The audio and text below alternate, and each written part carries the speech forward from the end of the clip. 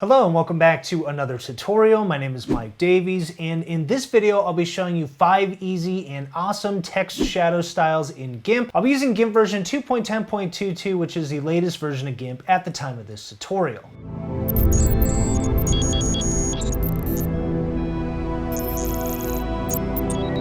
Before I get into that, don't forget to check out my website at daviesmediadesign.com. As always, I have tons of GIMP and Inkscape tutorials on here. You can get more by becoming a DMD Premium member, and I have tons of free software help articles, so definitely check that out. You can enroll in my GIMP 2.10 Masterclass from beginner to pro photo editing on Udemy. You can enroll in any of my Skillshare classes by visiting gimpschool.com. And as I mentioned, you can get more with a premium membership to Davies Media Design, and I'll include all the relevant links from this tutorial in the description of the video. So the first text shadow style is going to be what I'm calling the layer text shadow. So if we come over here inside of GIMP, you can see in my first composition, we have a layer of text, and then we have instances of that text layer fading out into the background. So I'm calling this a layer text shadow. So let me show you how to do this by coming over here to this blank composition I have open. And you'll see here, I already have my text layer set up just to save some time. I do have an entire tutorial dedicated to the text tool if you're not sure how to use that tool, but I just want to dedicate this tutorial to applying the actual shadow effects. So the first thing I recommend doing is changing the text color if you want a different text color. So I'll come over here and grab my text tool, and I'm just going to double click on here to select all the text. And let's click on this little color box. And I'm going to go with this sort of pinkish reddish color here. You can copy my HTML notation, and I'll click OK. Once you have your desired text color, come over to the text layer in your layers panel, and I'm going to duplicate this layer. Next, what I'll do is go to layer to image size. That's going to discard the text layer information and make this layer the size of the entire composition. Then what I'll do is go to filters, map, recursive transform, and I'll come over here for starters and go with a different fade color. So right now this is set to black. I'm going to choose whatever color I want this to be. In my case, I'm going to go with this blue color. And I also recommend making sure your alpha is turned all the way up just for starters, and I'll come over here and click OK. I'm also going to come up top here and check the paste below option. That's going to start the recursive transform below the original text layer. Then what I'll do is perform my transformations directly on the image composition here. So for example, what I'm going to do is just move this. So I'll click and drag this. And if I move it slightly over to the right and down, you can see what happens there. So we get a bunch of these text layers happening. And the number of text layers itself is going to depend on how many iterations you have set. So right now this is set to 3, which means we have 1, 2, 3 different text layers as this is moving down and to the right. So you can either increase the number of iterations, which is just going to add more layers to this, or you can decrease it if you want less. So there you can see we only have 2. I'm going to keep this set to 3, and you can continue moving this around if you want a different location as to, how far down this goes and how far over it goes. So you can really play around with that. You can also use any of the transform handles here. This basically acts the same way as the unified transform tool acts. So for example, let me move this out of the way. If you wanted to, you could scale this down, for example, and that would bring that more inwards and have it fading back into the center. So several things you can do with that. I'm going to come over here and hit reset to start over and just click and drag this down and to the right. And I'm also going to change my fade color back to this blue color and make sure my paste below is once again checked.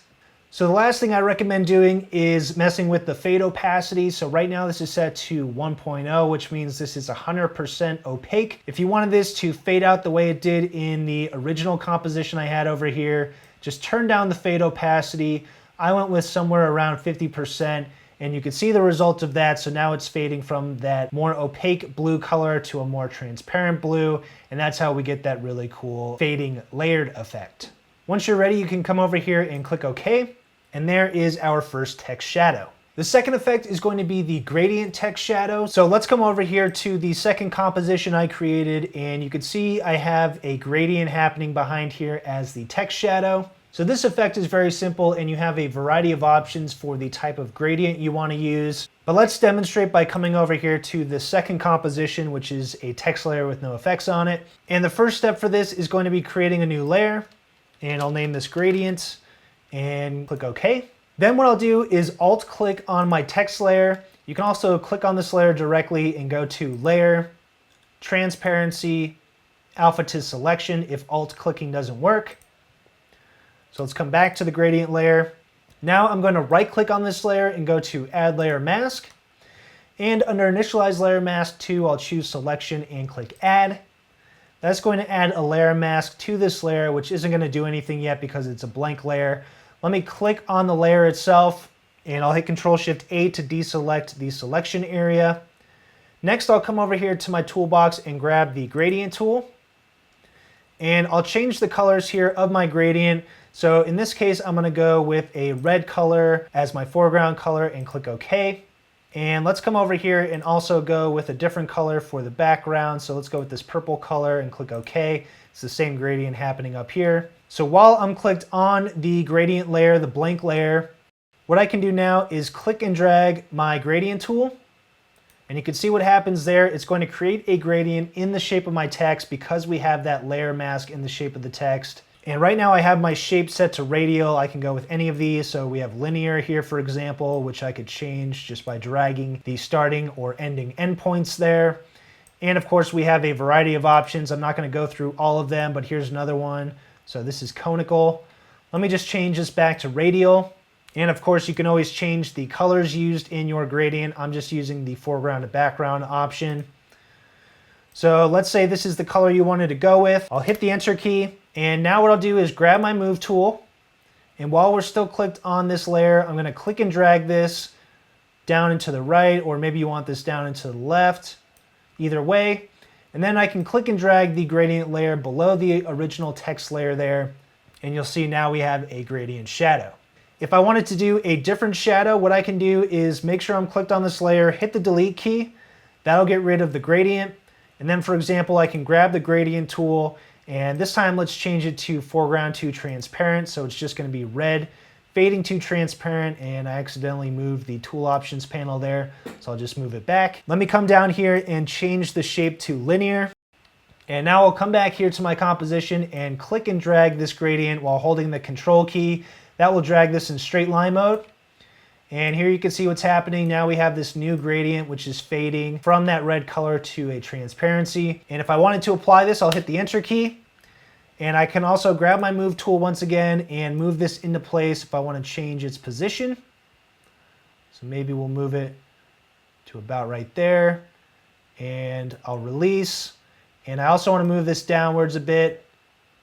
So maybe we'll go with something like, I can hold the Control key, something like right there. And that's just another example of the effects you can create with the gradient text shadow. The third text shadow effect is going to be using hatches and dots. I'll also be using a gradient for this effect, except we're going to apply a filter to the gradient. So if I come back here to the third composition I created, you could see an example of the dots here. And if I hide that and let's unhide this second layer group I created, you could see an example of hatches. So let's come over here to our third blank composition with the text layer. And the first thing I'm going to do here is come over and duplicate this text layer. And then while we're on this duplicate layer, we're going to go over to Filters, Lighten Shadow, Long Shadow. So for this, the style is going to be finite. The angle you can change to whatever you want. I'm going to leave that at the default. But I'm going to adjust the length of this so it's a little shorter. This can be whatever you want it to be. The color, we can leave it here because we are going to change it anyway. And the composition, I'm actually going to change to shadow only. That'll just make sure that all of this is the same color.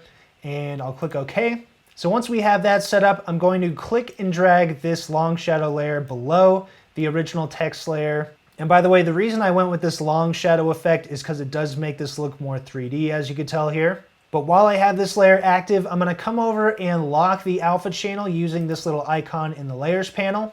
Once I've done that, I'll come over here to the gradient tool. And I'm going to change my foreground and background colors to whatever colors I want my gradient to be. So in this case, I'll go with this sort of pinkish color again and click OK. And then I'll come over and change the background color to this yellow color and click OK. And let me come over here and change my gradient to foreground and background RGB. And finally, the shape you can change to whatever you want. I'll just go with radial. And once that's ready, I'm going to click and drag my gradient while I'm on this layer as my active layer. And I'm actually going to come over here and click to switch my gradient colors. You can always drag the starting and ending endpoints to change the location of the gradient.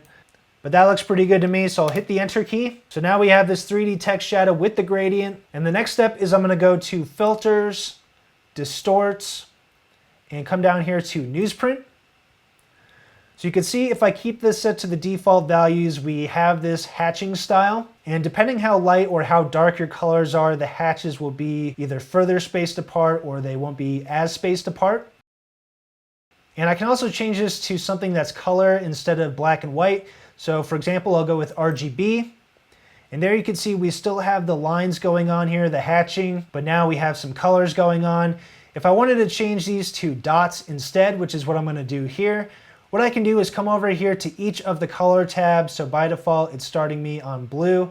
And I can change the pattern from line to something else. So for example, I can go with circle. And I'm going to have to do that for all 3 tabs. So let's come to the green tab and change this to circle. And I can come over to the red tab and change that to circle. And you can also change the size and the angles of the circles if you want using these sliders. I'll keep these set to the default. If you wanted them to be less intense or less noticeable, you can always come down here to the opacity slider and just turn that down, and that'll make the effect more subtle. So maybe I'll go with something about right there. And then once you're ready, just click OK, and there is your effect. The next text shadow effect is another effect that's going to look 3D, and it's going to utilize the drop shadow filter to create a stroke as well as the long shadow filter. So if I come over here to my 4th composition, you can see this is the final result of that effect. So let's come over to the 4th blank composition, and I'm going to grab my text tool, double click inside this text, and I'm going to change the font name to Adrenaline. So this is another free font that I downloaded. And I'm also going to highlight the capitalized text here and just type shadow in lowercase. And what I'll do is come over here and grab my alignment tool and click and drag my mouse over the text layer and release and align this relative to image. And we're just going to align this to the center and the middle, which is just the vertical and horizontal centers. So I'll hit the M key on my keyboard to grab my move tool. And what I'll do is come over here to my shadow text layer, and I'm going to duplicate this layer. Then what I'll do is grab my text tool, and I'm going to double click inside of here to select all the text. And I recommend changing this color to whatever your background color is. So in this case, that's going to be white. So I'm going to click here and change the text color to white. Once I've done that, I'm going to add a stroke to this text. And for me, the best way to do this, at least for the best quality stroke with the least amount of pixelation, is going to be using the drop shadow filter. So I'll go to Filters, Light and Shadow, Drop Shadow, and I'll come over here and middle click with my mouse wheel on this number, and I'm just going to backspace on here to set it to 0 and hit the tab key. That will also set my X value to 0 as long as this chain link icon is linked. If it's not, you'll just have to manually do both of these. The blur radius, I'm going to turn all the way down to 0. The grow shape, I'll keep set to circle. And then the grow radius, I'm going to turn up, and you'll see that as I do that, it will create a stroke. So you can make this stroke as thick or thin as you want. I'll go with around 8 for this. The color you want to be whatever the same color of your text layer below is going to be. In this case, we have it set to black right now, but I'm actually going to change that. So I'm going to change this color as well. Let's go with this red color that we've used in some of the other examples, and I'll click OK. And you'll see this is a pretty faint red color. So what I'll do is come over here to the opacity slider, middle click my mouse on that, and I'll delete the 0 and type a 1, and we can just delete the 5, hit the tab key. So that gives us 100% opacity there on the stroke. And when I'm ready, I'll click OK. So now we have a nice stroked text layer. So I'll hit the M key on my keyboard to grab the move tool, and I'm just going to come over here to this layer and click and drag it to move it. I'm going to just move it over to the left slightly for now and release. And also what I'll do is come over here to the shadow layer, and this is the layer with the stroke. I'll just click and drag this below the original text layer. So there you can see our original text.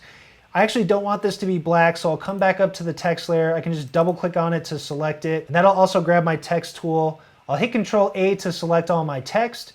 And I'm just gonna click on this color box and change my text color to red and click OK. And I'll come back over here and grab my move tool so I can move these layers around. Let me come back to the stroke layer below and just shift it back over to the right slightly. So there you can see now it kind of looks like we have some 3D shading going on here, and we've barely had to do any work for that, which is always nice. So the last thing I want to do for this effect is come back here to the shadow layer, and I'm actually going to duplicate this. And let's move the duplicate below the original, and I'm just going to double click on here and name this long shadow. Hit the Enter key. So for this, we're going to go to Filters, Lighten Shadow, Long Shadow. And we can make this color whatever we want. I'll keep this set to the color it's on right now by default, which is this pinkish color. It's just slightly off red. Now what I'll do is bring in the length, and I'm also going to change the angle. So let's just move it so that it's going in relatively the same direction as the other effect we did, like so. Also what I'll do here is come over to the composition, and let's go with shadow minus image. So that's going to get rid of the original text there, and you'll see why I did that in a second. And I'll come over here and click OK. Hit the M key on my keyboard to grab the move tool, and we're just going to drag that layer down a bit. And there you can see why we did the shadow minus the image. So it's going to create a little gap there, and that's going to help that look even more 3D. And you can always use your move tool to move this around and decide where you ultimately want to place that. If you wanted to change the color of that long shadow, you could simply come over to the long shadow layer, lock the alpha channel, and you could change this to whatever you want by either clicking and dragging a color onto that layer, or again, you can grab your gradient tool, and let's say we want to change this to a different gradient. So let's go with purple and yellow, and we can always just click and drag this on top of the layer, maybe change the gradient to a linear gradient. So there's a lot of options here. This doesn't look that great with these colors, but you guys get the point. I'll hit the Enter key, and there's that effect. The fifth and final text shadow effect for this tutorial is going to be a really cool wavy line effect. So if I come over here to my fifth composition, you can see what's happening here. So I can hold Control, zoom in. So we have this sort of line text shadow happening, but it's also a bit wavy. So hold Control, zoom out. So to create this effect, let me come over here to my final blank composition with the text layer. And I'll start by coming over here and creating a new layer. And I'm just going to name this Wavy Lines. Hit the Enter key. Next, what I'll do is hit Shift B on my keyboard to grab my bucket fill tool. And inside of the tool options, I'm going to set this to Pattern Fill. And I'm going to change the pattern to Stripes. So this is a default pattern found here inside of GIMP. Then what I'm going to do is click inside that layer with the bucket fill tool, and that's going to fill this in with that stripe pattern. And for me, these stripes are a bit too small, so what I did is I hit Shift S on my keyboard to grab the scale tool, and I'll hold Control and use my mouse wheel to zoom out. And I just scale this up a bit. If I hold the Control key, it'll scale it from the center. I didn't want to scale it up too much because when you scale things, it does lose quality. But once I'm ready, I'll hit Scale. So now our lines are a bit larger. Next, what I'll do is add the wavy effect to this. So I'll go to Filters, Distorts, Ripple. And here you can see the ripple effect creates these wavy lines. So you can change the dynamic of these lines. So you can see here when we increase the amplitude, it's going to make the waves more intense. And let me just turn that down because I don't like that effect. I can also adjust the period to make the waves longer. So there you can see now we've elongated these waves a bit. Phase shift is just basically going to shift the position of the waves. So if you had a particular place you wanted these to be. And you can change the angle, so you can either keep this set to 0 or you can adjust this, which is basically just going to tilt the waves one way or the other. For this example, maybe I'll just add a bit of tilt to that. You also have some other options here, which I'm not going to do for this tutorial. The wave type is probably the most important. So you can change, for example, we have a triangular wave here, so it looks more geometric, or you can go with sawtooth. So I don't really like the look of the sawtooth wave. I'm just gonna stick with the sine wave and come over here and click OK.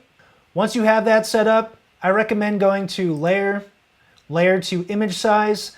That's going to scale the size of the wave layer down to the size of the image. And the reason we want to do that is we're going to be moving this layer to a different position. And by scaling that layer down to the original size of the image, it's going to delete all of the excess pixels going on outside of the layer boundaries. But next what I'll do is Alt click on this text layer. And I'm going to right click on the wavy lines layer and go to Add Layer Mask. Under Initialize Layer Mask 2, I'll choose Selection and click Add. And then I'll hit Control-Shift-A to deselect that. And now I'll hit the M key on my keyboard to grab the Move tool, and let's just hide the original text layer there temporarily. And let me also come over here and make sure I'm clicked on the layer itself and not the layer mask. And now what I can do is hover my mouse over an actual pixel and just move this down. And now we can unhide the original text layer so you can see the result that's happening here.